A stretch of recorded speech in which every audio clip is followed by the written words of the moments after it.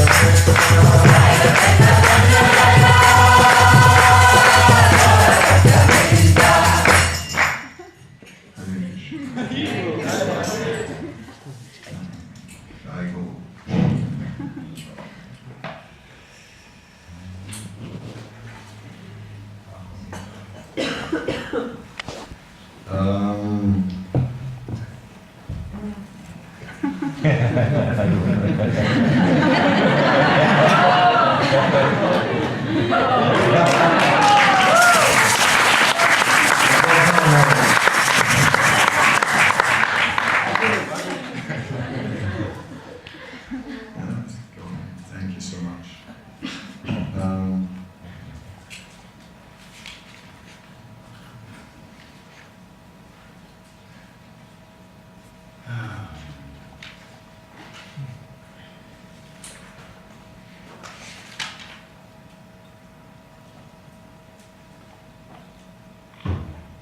So, text 108, Shri Chaitanya Charitamrita Adi Leela, chapter 6, the glories of Sri Advaitacharya, text 108.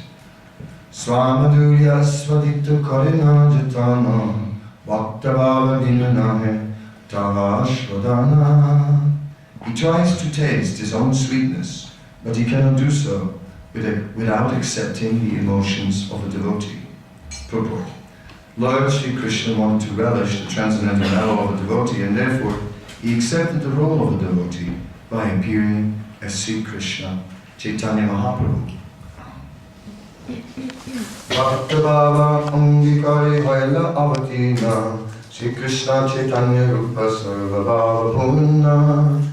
Therefore Lord Krishna accepted the position of a devotee and descended in the form of Lord Chaitanya, who is complete in every respect. Nana Bhaktavava Karena Swamadurya Prana Purva Kariya Che Siddhanta Vyakayana. He tastes his own sweetness through the various emotions of a devotee. I have formally explained his conclusion. Lord Chaitanya, who is known as Sri Gaura Hari, is complete, embellishing all the different mellows, namely neutrality, servitorship, fraternity, parental affection, and conjugal love. By accepting the ecstasy of different grades of devotees, he is complete, embellishing all the mellows of these relationships. Om Gyanatimanandasya Gyanandana Sadakya Shakshuramitam Yena Tasmai Shri Gurave Namaha. Lord Chaitanya is also eternally performing his pastimes in the spiritual world. This morning I mentioned many things and also spoke about Svetadvip, which is the eternal counterpart of Golok Vrindavan. And there, Lord Chaitanya and his devotees have a continuous kirtan. And with spiritual bodies, one can just imagine what it will be like. And that kirtan, of course, is about the constant glorification of the qualities of Krishna and his pastimes in the spiritual world.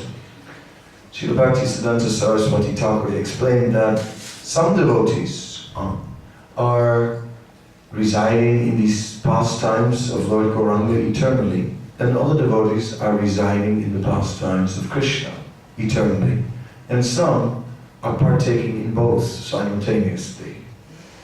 They have somehow or other several spiritual bodies, and they are simultaneously partaking in Radha Krishna pastimes in Vrindavan and in Gauranga pastimes in Svetadvip. These things are possible. If we read in the Brihad Bhagavatamrita of Sanatana Goswami, then we read that even in Vaikuntha, all the different personalities, they are able to take many forms. There it is described, it's not only that all the residents in Vaikuntha just have the same form as Lord Narayan with 4 arms, but missing that golden streak on the chest, which only the Lord has. But no, these personalities in Vaikuntha, they can also take many other forms as they like. Some are like manifesting themselves like sages. Others are taking other forms all for the pleasure of the form. Some can take the forms of animals, just as they desire, simply by mystic power. Such is the nature of Vaikuntha. It is said in Golok Vrindavan, whatever powers are there within the pastimes of the residents of Vaikuntha, these same powers are present even more so in Golok Vrindavan. But yet the residents of Vrindavan are not interested in that. They're not interested in taking so many forms because simply the essence is Krishna. The essence is simply pleasing Krishna and not enjoying the unlimited opulence by which one can serve Krishna. But they want to serve Krishna in a particular way, in a particular mood, according to their own particular relationship with Krishna. And that is their desire. Just like Mother Yasoda is a typical mother. She makes so many arrangements for Krishna to eat. Early in the morning, Rohini goes into the kitchen and she lights the fire and starts cooking. Meanwhile, Yasoda has sent a palanquin to the house of Radharani, who is being brought over to also come and cook. So much cooking is going on. And then when Krishna is served breakfast, it's like it's coming from all sides. And she's saying, "You're not eating anything." Typical, archetypical, one might say. Somehow or other, women take great pleasure in almost killing people by food, and then saying, "You're not eating anything." That is, I don't know what that is, but it starts with Mother Yasoda. So, I guess this is just the way it is. In this way, the devotees in Golok, they are so absorbed in their particular role, the idea that Mother Yasoda would not be Mother Yasoda doesn't make sense. And she's completely absorbed in being Mother Yasoda. So although she has these mystic powers to take other forms, she has no interest. Because the relationship is so meaningful that nothing else is important for her. Advaita Acharya is also there in both, in Svetadvip and in Golok.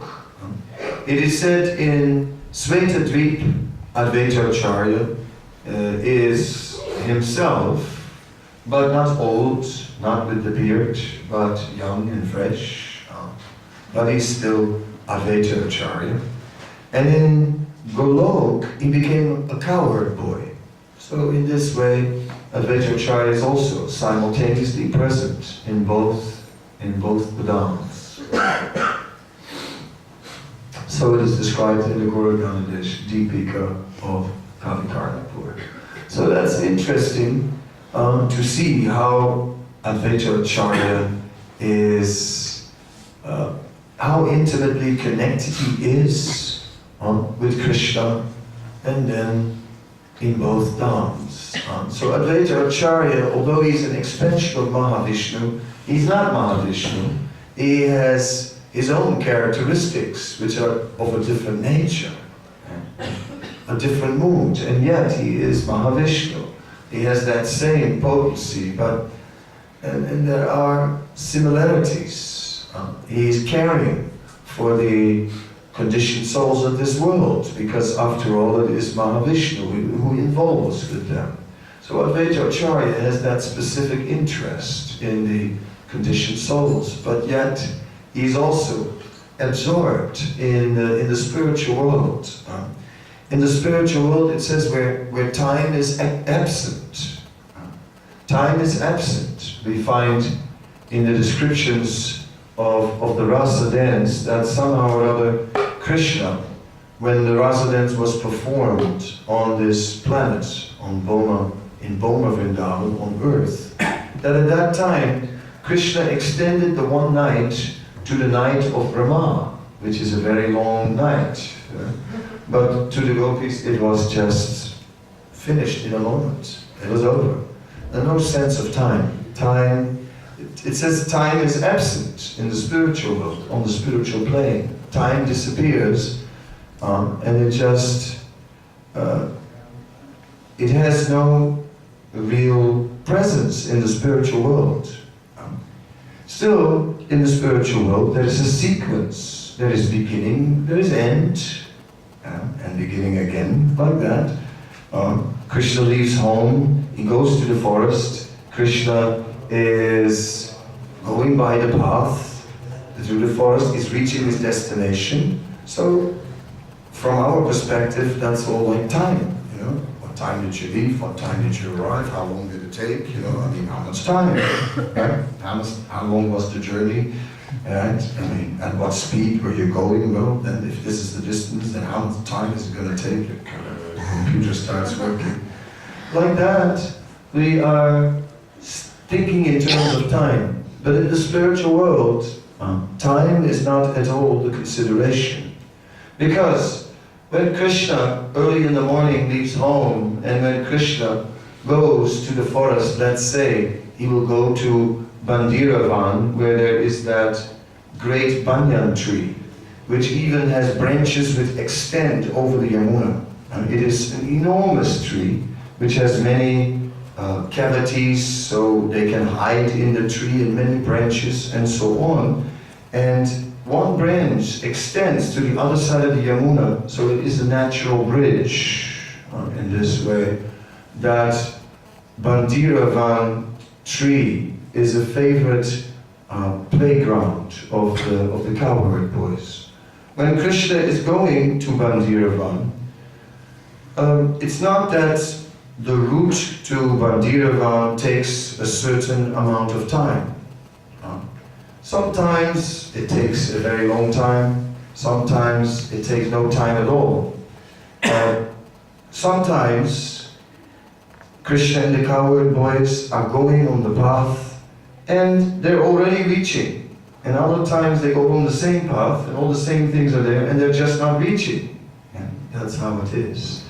So time and distance are not so much the determining factors. The factors that really determine the situation is Ras, is the personal exchange that is going on. And to facilitate that, everything is possible. To reach quickly, to reach later, and so on.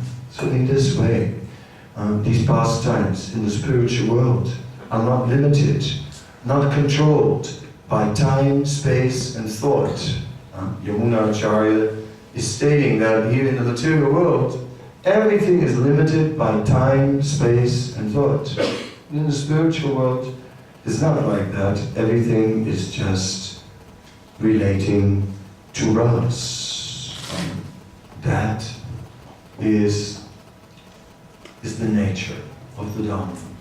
And Krishna reciprocates with the devotees according to their relationship. One story is there that when Krishna was staying in Dwarka, at that time, naturally, the residents of Vrindavan were experiencing great separation, and it was very difficult. But it is said that then when that eclipse was coming about, at that time it was Vasudeva who suggested that they would go to Kurukshetra and would perform a big yajna in Kurukshetra to counteract the effect of that eclipse. So everyone thought that was a great idea, so therefore they all went to Kurukshetra. So it was a big arrangement that was being made. They had to make a yajna shala, an arena where the yajna was being performed, and seating places, because Dwarka is not just like, we're doing a yajna today, like here in Radhadesh, but a serious thing where the royalty had seats and everything, so a whole arena was being built for the yajna, everyone had a seat, and so on. And it is described that Krishna was there, and it is said that it was when Krishna was engaged in the yajna with his father. At that time, Krishna was not all the time there in the sacrifice. He was sometimes just roaming around, and it was at that time that Nanda Maharaj arrived. And when Nanda Maharaj arrived, he saw Krishna. And when Krishna saw Nanda Maharaj, he saw Nanda Maharaj. And the two were just seeing each other. So Vasudeva was standing there thinking like, wow, it's kind of shocked that Krishna was so attached to Nanda Maharaj and showing such clear signs of affection, much more than he'd ever shown for his own father. Then he said out loud, it's not surprising that Krishna is so attached to Nanda Maharaj and shows sign of affection for him even more than for his own father. After all, he stayed for a long time in Vrindavan. Right? In this way, he's trying to justify. But Nanda Maharaj, he didn't hear anything. Nanda Maharaj never heard that Vasudeva said that he is my son. Nanda Maharaj just thought, here is Krishna, my son. So Krishna was in this way so absorbed or Nanda Maharaj was so absorbed in thinking about Krishna, and equally Krishna so absorbed in thinking of Nanda Maharaj. Then one Brahmana came and he said to Vasudeva that it was time to perform some particular ritual in the sacrifice to ward off the inauspiciousness. And Jiva Goswami, his Gopal Champu, has his narrators commenting on that, and the comment is, what was there for inauspiciousness when Krishna was personally present? There's no more inauspiciousness. Who cares about the eclipse or anything when Krishna is present? So this is the mood of the spiritual world. When Krishna is present, all inauspiciousness disappears. The same applies for us who are here in this world, struggling in our lives. So many things are happening. Some happiness, lots of austerities, sufferings, and so on in the material world. What can we say? If it's not the body and mind, then it is all the living entities. If it's not that, then it's the demigods. Like that, always struggle. And then our mind, the mind is harassing us. I was thinking, we were in these kirtans, we were being swept up. We were experiencing, it was fun. It was just, I think fun is a word one can say. Just having fun, simple fun. Right? So that is very nice. And while we were there, many of us were not thinking so much of the mind, the body, sometimes, every once in a while. But we were inspired. But then we come out of the kirtan and we're back in our own state of consciousness. The heart knot in our consciousness. Me, my ego, my desire, my stubbornness. I do what I want. Who's going to tell me? Attachments, desires, all these things. Back. But still, it was nice. And we'll do it again. Kind of mood. That's the situation. We are not yet completely absorbed in Krishna and oblivious to anything else. That is the mood of the eternal residents of the spiritual world. So, here in the material world, we have our experiences, we have our life. Some time ago, let's say like this, I deal with a lot of people who come and who tell me everything about their life and then ask me about what should I do? Should I go left? Should I go right? The answer is yes. Should I get married or should I not get married? Should I get married? Yes. Should I not get married? Yes. Shall we have children? Yes. Or shall we not have children? Yes. Should I take a job outside? Yes. Should I work just take some service in the temple? Yes. Shall I go to Japan? Yes. Live on the moon? Yes. Yes. And then, but why are you only saying yes? The reason is that some years ago I went to New York City, and when I was there, I suddenly came past a restaurant and they had a chapati machine. The big thing, you put dough in the top and then it comes out, like balls come out, it goes through the roller, and perfect round chapati. It slides down and then it comes on a hot plate which rotates then some arm comes out and after a while, after it's been around for a while, and then puts it in a slide, and it turns it around, and it falls on another hot plate, and then it's cooked on the other side. Yes. Yes, you get married, you get cooked. Yes, you don't get married, you get cooked. Yes, you say, you go to Japan, you get cooked. Yes, you go to the moon, you get cooked.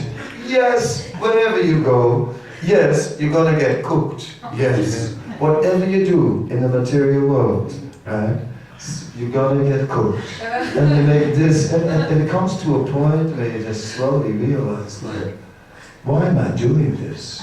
And it doesn't matter what you do, and it doesn't matter where you go, wherever you are, you'll come to that point and think like, why am I doing this? And why am I doing this? That's actually the material world. And then at that stage, you come to the point where you realize, anyway, why bother? I don't care anymore. I just don't care anymore about whether it's yes for this or yes for that or whatever. I simply, actually, the only little bit of happiness in my life is when we're all chanting Hare Krishna, you know? And when there's a little prasadam also. I must admit that a few times, you know, after I did my wild stretch in the kirtan, right? Then after a while I disappeared, right? For the cheese sandwiches and the ice cream, right? Which was all lined up in Parthasarthi's house, which was a very important part of the Radhadesh Mellows as far as I'm concerned, especially the vanilla ice cream and whatever the yellow stuff was. That was cool. So, prasadam must be there. Otherwise, how can we carry on? But it's these things that really count, right? Yeah. And it's like that. That's why it's not that I'm not interested when I'm just saying yes, yes, yes. But I know it's not gonna work, baby.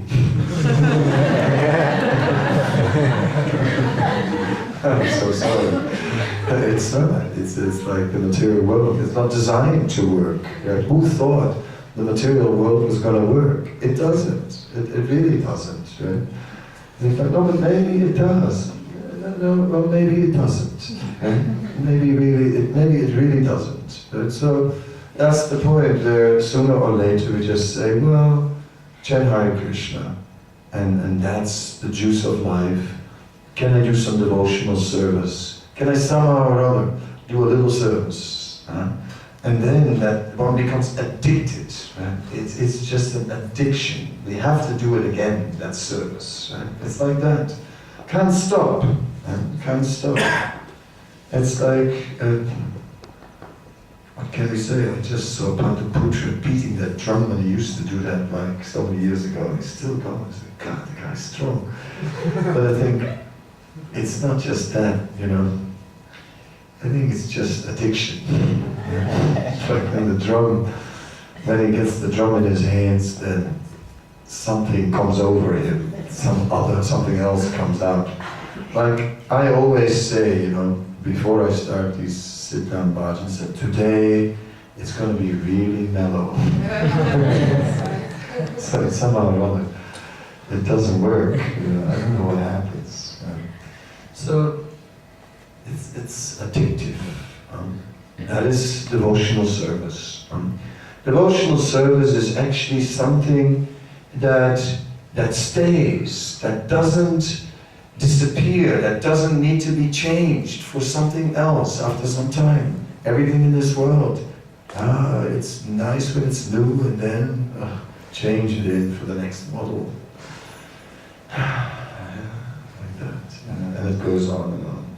So, the Prabhupada says in the introduction of the Chaitanya Charitamrita that spiritual life is like taking off in a plane, and he says as you're going up, everything becomes smaller and smaller and smaller. And that's what happens. As we're taking off, the material things become smaller. And that is spiritual life. Going down over the tissue, I forgot my tissues. I have a servant, he's flying.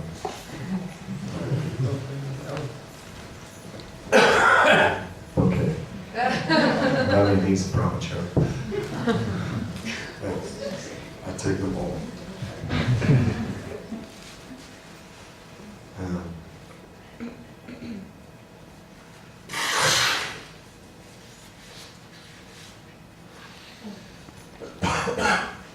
In the beginning, people are investigating and they want to know what is the truth. What is the truth? Is it, what is your proof that Krishna is really the Supreme Lord? And it begins like that. But when it comes to proving that Krishna really exists, it's not so easy. If someone says, you know, how can you prove? Can you prove to me that Krishna really exists? Well, we can of course say there's a process, and then you get the burning question, well, did you see him? Did you see him? And if you have to say, well, you can of course say, well, I didn't see him face to face, but I saw his hand in so many things. That's one answer. Or did you see him? But ultimately, did we see him? And if we did not see him, then how do we really know that it's all true? Say, well, okay, that's one approach. Another approach is where we can just say, like, well, let's say it starts, our story starts with a Harinam which was happening in Amsterdam. And we had a particular point where we would start. And Amsterdam in the summer has a lot of artists on the street, and also these people who with colored chalk make paintings on the street.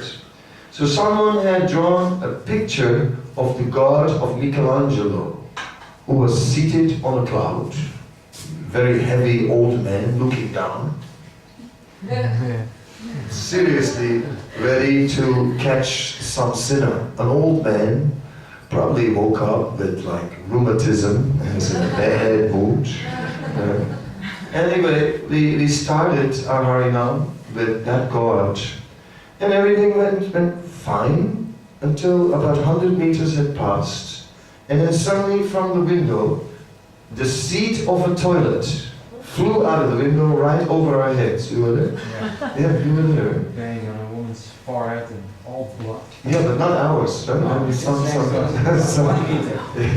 Some lady who was watching it hit her on the head. The seat of a toilet. The things that, you know, that people do, you just wonder like what was going on. Somebody was in the middle of the action and couldn't tolerate the Harinam. Pretty intense, yeah. Think about it. Anyway, we moved on quickly. And you know, we got out of there, and then people were responding and like some laughing and this, that, and then a little later, suddenly someone comes up to the Harinam right in front of us and spits like on the ground, like really dramatical. Yeah?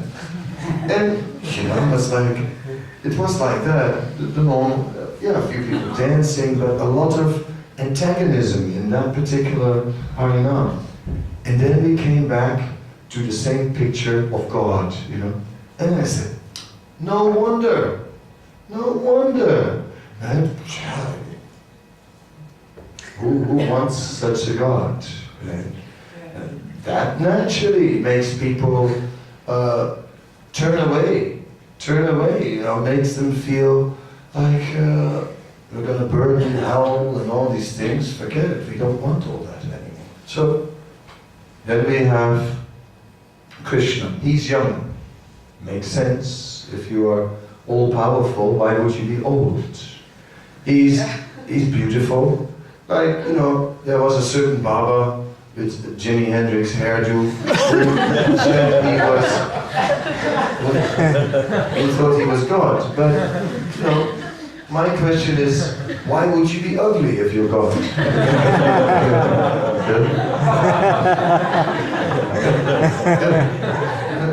It's a good point, you know. So, Krishna, yeah, if you're God, you may as well be beautiful, isn't it? So, just see, Krishna fits the bill again, right? Yes. And you know, yeah, Krishna never gets old, stays fresh. He couldn't say he's not like, Wait. Kajula, not so fast.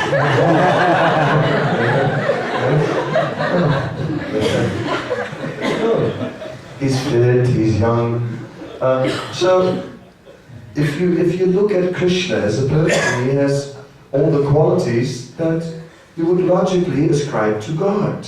Yeah? So if we start like that, looking at discovering Krishna, then automatically we become more and more convinced that he's the Supreme Lord. That is our process. Therefore, it begins with Savanam, it begins with hearing, simply hearing about Krishna. When I first became involved in Krishna consciousness, I was into music, and I came across a musician. And this musician, he had been in India and he played ragas. So we said, let's do some ragas. So we did some ragas, me on guitar and him on piano, on the ragas. Then he said, let's do some mantra. I said, yeah, why not? You know, it's all spiritual sound from India. And then we did the mantra, and he was suddenly playing the Hare Krishna Maha Mantra. His name was Burton Green. And he was playing the Hare Krishna Maha Mantra, and they were playing along and this and that, and singing along. And, well, it was very interesting, because later, when I became a devotee, I read the Lila Amrita, and one day I read about Burton Green. I read that in the Master's gift storefront there was a piano player who used to play on the string board in the back of the storefront named Burton Green. Wow. That's it. I got it in Parampara, about the name. From Prabhupada. And in that way, I started chanting Hare Krishna. But I knew it was spiritual sound, but I had not much more of a concept of Krishna. So we are chanting, and we hear so often that the mind is everywhere. The mind is not focused, inattentive chanting in japa and also in kirtan. And Satchidananda Maharaj always tells us, connect. Yes, but somehow or other the mind doesn't want to. The mind is the mind after all. It does what it does. So, what to do? Well, by hearing and by chanting, what comes is remembering. So the combination of hearing, chanting will bring about remembering. And when the remembrance changes, then naturally our whole attitude changes. The more we know about Krishna, then when I first chanted the holy name, I didn't know anything. Now, by Prabhupada's mercy, I know so much about Krishna. I've heard so much from so many devotees. Now, if you say Krishna, all of us immediately, when you say Krishna, peacock feather, lotus eyes, you know, all that, and then, you know, threefold banded form, and yellow dhoti, you know, reddish palms, reddish teeth, like that. We can go on and describe so many qualities of Krishna. And in that way, it becomes more and more convincing. Because who could have such qualities other than God? So simply by hearing about the qualities of Krishna, one can appreciate that he must be God, because these qualities are divine. Yeah? And even if we haven't seen him, just by hearing we can understand. We can just appreciate that his qualities are just all the amazing, the perfect qualities. Krishna just deals in such a perfect way. One of my favorite stories is Kaliya, and the way Krishna dealt with Kaliya. Because, you know, here's this snake, and this snake is in the Yamuna, and he killed all Krishna's friends by poisoning the water. So Krishna was looking for a missing calf. He comes back, all his friends, all the calves dead. So this is a big disaster. Anyway, Krishna revived them. You know, what a relief. But then next moment they're back alive, and then Krishna climbs in the tree, the Kadamba tree, jumps into the Yamuna and starts to make musical sounds in the water. He wanted to dance. And then, you know, this huge snake couldn't tolerate the sound, came, grabbed him, held him in the coils for a long time. Krishna started dancing on the hoods, kicked him on his head, and eventually the serpent started to vomit blood. At that point, you know, the snake, the demon, would have croaked it like all the other demons in Vrindavan. Finished. And just then his wives came. They started praying, oh my dear Lord. They glorified Krishna so nicely with prayers, and they said, please don't kill our husband because we depend on you. So then what do, you know? So Krishna couldn't kill him. He said, okay then, he can live. He's purified now anyway because I've touched him with my lotus feet, so there's no problem. And Kaliya was also devotional, this, that. But then Krishna told him to get out of town. Now, if I would have been in Krishna's place, I would have said, now listen, you snake. If you ever show your snaky face again in this town, then you're finished. This time, I'm letting you off with your life, you know. But next time, you're done. You're finished. You got it? And now, get out of town, you know, and you say, dance. I would, and then Kaliya would have been on a safe distance, turned around, shook his fist at me, said, get your back, Swami. But Krishna, he dealt in such a much more deep way, because Krishna, he understood that, like, you know, that's not the way. So Krishna said, my dear king of the snakes. Oh, he knows I'm a king. That helps, right? That already. He said it's very, what to do? He said, of course, you know, it is difficult for you to stay here in Vrindavan because you poisoned the river, and that kills all my friends, so that's a problem. So you have to go. But there is no problem. You can return to your home, right? Because previously you left there because you had difficulties with Garuda, but now you have my footprints on your hands, so you can safely go. So Krishna dealt with it very, very expertly, very nicely. And in this way, we can see the nature of the Supreme Lord. And it's convincing. And then there's not only the Supreme Lord, but it is said the Supreme Lord is surrounded by many loving devotees. So I tell one more story in the story mode today. So I have a story now from the Ramayana, which is also a very nice story. It is a story about a hunter, and this hunter was in the forest and killing different animals, and then he was doing great until he suddenly came into a bush and there was a tiger. This tiger, like, run. The hunter had to run for his life. This like tiger on his heels, run. Somehow or other, he managed to get up a tree. I mean, when the tiger is on your heels, you can climb very fast. So he somehow or other managed to get into this tree, and he was up in the tree, and suddenly there was a bear. He looks up, oh my God, a bear. And he looks down, and a tiger. Then the tiger began to speak and said to the bear, "You see that man? He is a hunter. He is our mutual enemy. Kick him down." The bear said, "No, I cannot do that. He's my guest. He came to my home. I cannot kick him down. No, that I cannot do. I came for shelter." And the tiger said to the hunter, he said, "You see that bear? If you kick down that bear, then I'll eat him instead of you." The hunter immediately kicked down the bear. And the bear started falling. And then last minute, he just grabbed the branch, climbed back up, and then he was back.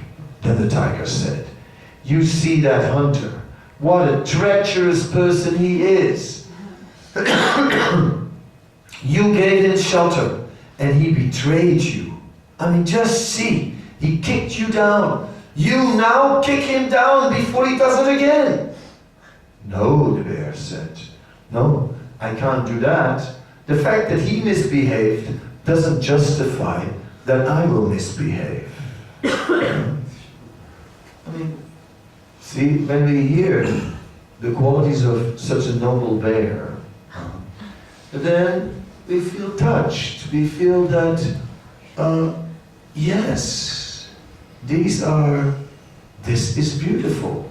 Instead of like a revengeful person, an eye for an eye and all this, a noble person, a very noble person. In this way, when we look at the qualities of Krishna and the qualities of Krishna's devotees, then there is no doubt at all. And even if 1,000,000 people come and say, "Have you seen Krishna?"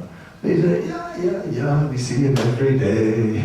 Come to the temple, we laugh at him, but you are brainwashed, but how can you believe these things? What evidence do you have? It's okay. It makes perfect sense, because hearing about the qualities of Krishna, the way he deals, and the qualities of his devotees, there is no doubt at all, right? That he is the Supreme Personality of Godhead, that Krishna consciousness is by far the most exalted understanding of spirituality that exists within the world. And therefore, we are very, very sure in our faith. Very, very sure. Even although we can't really look in the spiritual world and see what's going on there right now for Leelas. I mean, we were dancing like anything, but I didn't see the rasa dance while we were there. Maybe did you? I didn't see the Panchatattva appear or anything like that. What can be said? But just through hearing, one can fully appreciate that Krishna is the Supreme Lord, and therefore we are very sure that this is what we want in our lives. Okay, I'll stop with this. Any questions or comments?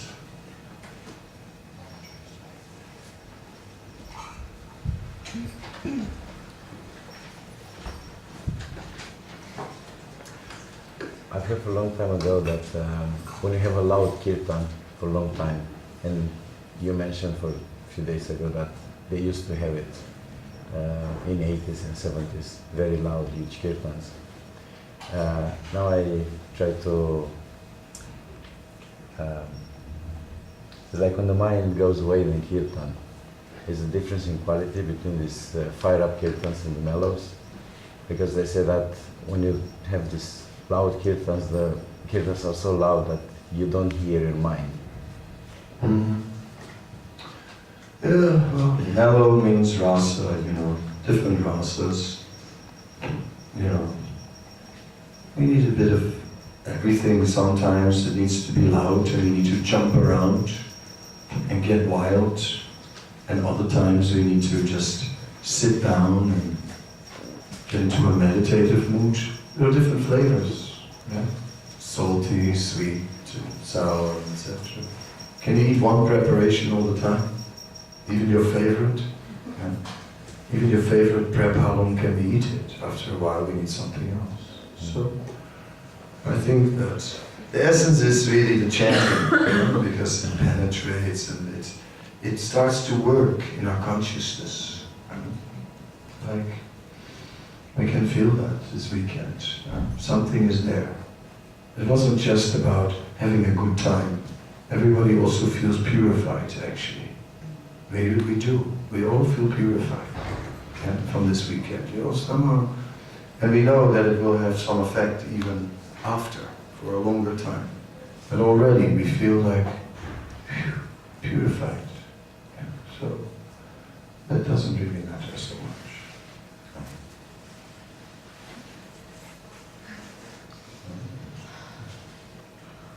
Any other question? You said that the answer is yes for Yes, you. yes, yes. It is. Then why do we need to ask the questions? Yeah, so it doesn't really matter so much if you say, should I get married, should I stay single? Yes. Or should I move to Russia, or should I move to Japan, or should I?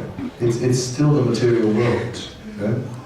You know, when one is married, then one thinks, why did I do this? When one is not married, then one is thinking, you know, also, why didn't I do this?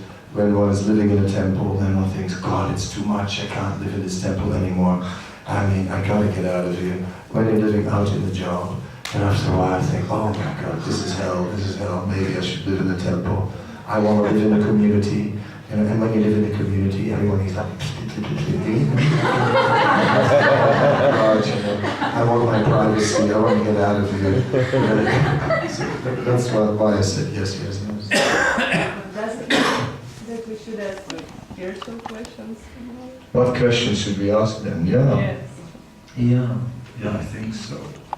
I think so. Of course you can ask, should you get married, should I not? But you know, the real thing is the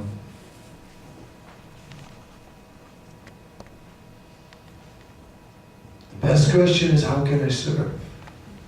That's the best question. How can I serve? I mean, the most dangerous question is the question, what would you want me to do? Danger. Things like that. Those questions are the best. But sometimes you don't get such a dramatic answer. You know, sometimes say, yeah, just do what you're doing. And anything, but I asked the big question, you know, but the only answer, just do what you're doing, what you're already doing. Isn't there anything more? No, because just carry on. And I remember that Burijan Prabhu, who joined in 1968, a few years ago, wrote a Vyasa Puja offering. And I like that offering. The offering was basically this: my dear Srila Prabhupada, this year I don't have anything to say. I have nothing to report. I didn't really do anything. I didn't distribute any books. I didn't make any devotees. I didn't do anything extraordinary at all. I really have nothing to say this year. The only thing I have to say is that I'm still here. And I think he wrote that in 2008 or something like that. So it was about after 40 years. I think, well, okay, that's pretty good to be still here. So if we could only stay here in this movement somehow or other, and if we could only keep our vows, and if we could only carry on, do some service, what more do we need? Then, yeah, want to be in this temple? Yes. Want to go to that temple? Yes. Or can I live near the temple? Yes. Yes. Can I live far away from the temple? Yes. You can. But everything has its consequences. Living in the temple means not so much privacy. Living outside of the temple, maybe too much privacy.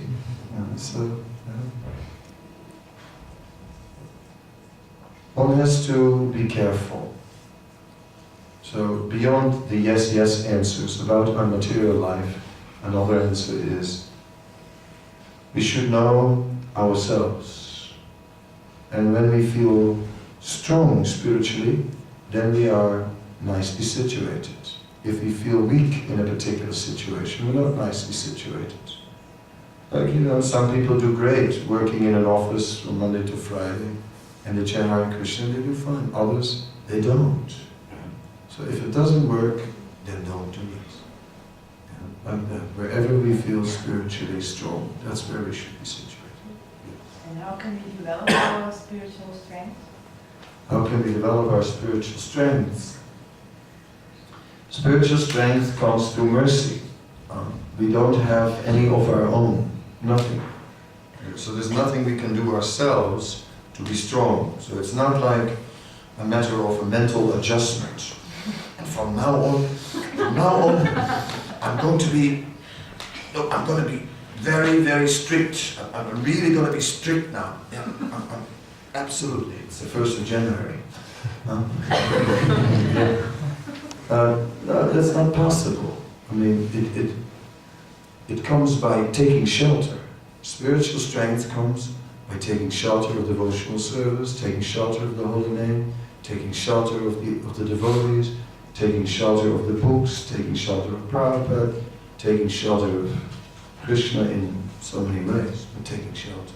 That is, that's so nice about, see, these kirtan weekends are very nice because all you have to do is just take shelter. It's like, when someone gives a class and you think like, wow, I don't like the way he speaks. Of course, you can also think, I don't like the way he sings. I know, but anyway, especially when someone like Madhava sings, right? It's like it's just the name, there's no frill, just it just goes on, and very uncomplicated. Just chant, just get into it and chant Hare Krishna. So that's very wonderful. So just take shelter, and then spiritual strength automatically comes as soon as you start taking shelter. Some people tell me, I haven't been in Vrindavan for 20 years. Oh, that's very sad. I mean, some or other save money, see a relative, bring some prasadam, somehow or other, get to India, get to the Holy Dham, because the Dham is, if you never go to the Dham, that's not good. It's one of the 5 main factors in spiritual life. So the 5 main things, Panchanga Bhakti, the Holy Dham, Srimad Bhagavatam, worshipping the deities, devotee association, the Holy Name, these are the 5 main sources of spiritual strength.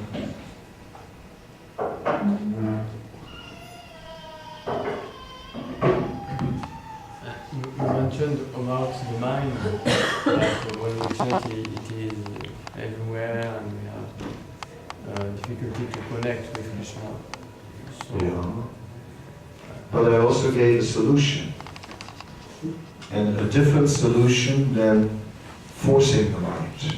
Like one way is, Prabhupada says that we should try to hear ourselves chanting. So instead of controlling the mind, is listen. Just listen.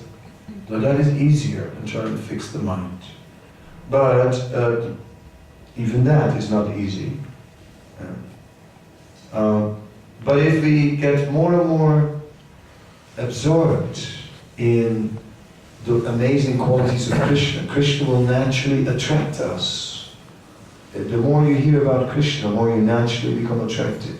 The more we naturally become attracted to Krishna, the more the mind will naturally be fixed during the chanting.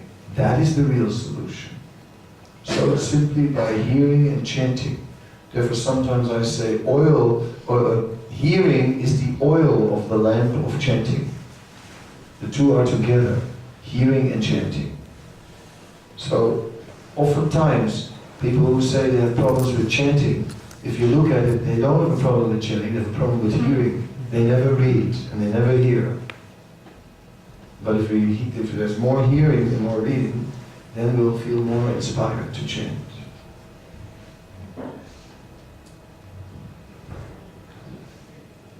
Yeah. I read somewhere that there was a quote and it says that all pleasures are a source of suffering as well. And I was just wondering, is there, like with kirtan for instance, a point where you go too far that you get sick actually, that you go so high that you just crash? Is that something you should like be cautious of, although it's bliss? We have material bodies. Yeah. There are bodies. And, you know, Lord Chaitanya was dancing in such ecstasy in Jagannath Puri, and it was just going on and on and on. And at one point, you know, Nityananda told all the devotees to slow down. He told all the madhangas to stop. And he just had guitars playing very slowly. So then Lord Chaitanya was dancing extremely wild and throwing himself up in the air, gradually slowed down. And gradually he sort of came out of his state of ecstasy, opened his eyes, and then Nityananda said, the devotees are tired, they need to rest. And then Lord Chaitanya said, oh yes, they need to rest. So that's also there, you know, there is a point where the body, and we shouldn't like just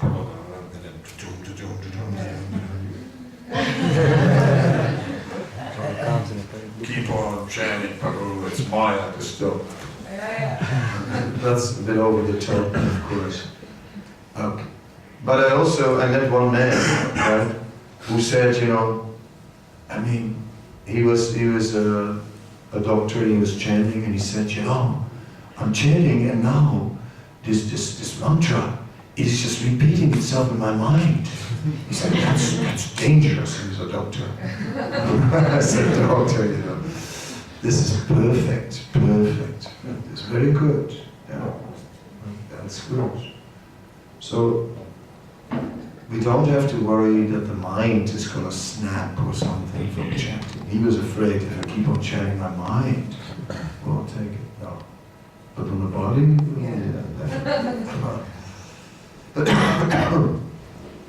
yeah, no, I'm glad. Today it's Monday, you know, we need Mondays. I love Mondays myself. When the weekend is over, Mondays are great. That's my day off, not Sunday, Monday.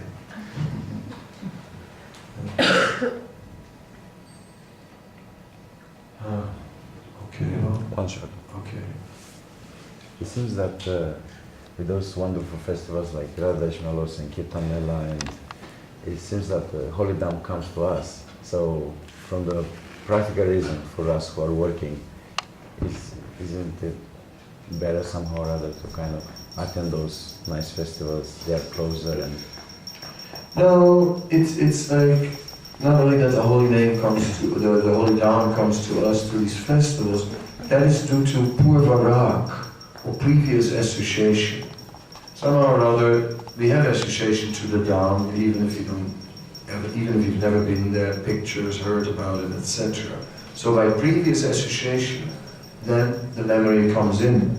So if we go to the Dham and we deepen our relationship with the Dham, then the next time that the udipan comes, the impetus that reminds us of the Dham, then the remembrance will even be stronger. So we should deepen our relationship with the Dham. Like the Bhagavatam, Sanatana Goswami said, the Bhagavatam is my constant companion, constant. It's always having the Bhagavatam, constant companion, he said. It's living with the Bhagavatam. So the deities, we should always go to the temple, always see the deities, bring something for the deities, do some service for the deities. Devotees, we need devotees, like that. The Holy Name. So all these things one enhances the other. That's how it is. So we need all. But some may be attracted more to one than to the other. That's okay. Some are pujaris, some are devotees of the Dham. And just like me, from the Dham. I joined in the Dham. I never forget the Dham. Always thinking of the Dham. So nice, holy Dham. Krishna everywhere. So sweet. Chalo, that's good. What are you waiting for? Okay, thank you. Still more? No, I think it's over. Huh? It's time for some kirtan. That's what happens next. Srila Prabhupada ki jai.